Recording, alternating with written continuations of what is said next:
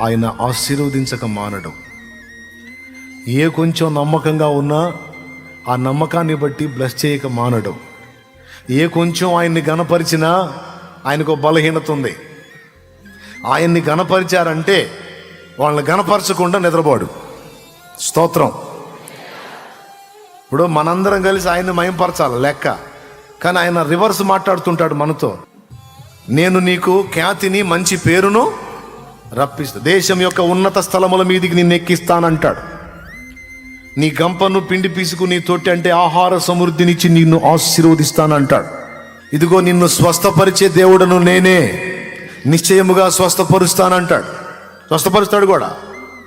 ఏ కొంచెం నువ్వు నమ్మకంగా కనపడినా, ఏ కొంచెం కృతజ్ఞత చూపించినా, ఏ కొంచెం ఘనపరిచినా తిరిగి నీకు బదులివ్వకుండా ఊరుకోడు.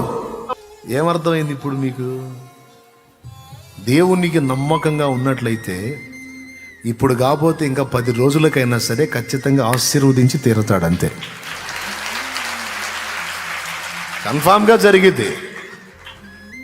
ఇందులో పక్షపాతం ఏమి లేదు. మళ్ళా తన ఎడల భయభక్తులు నిలిపి తనకు విధేయత చూపి తనను ప్రేమించే వారందరినీ కూడా ఆయన ఆస్తికర్తలుగా చేస్తాడు నిశ్చయంగా.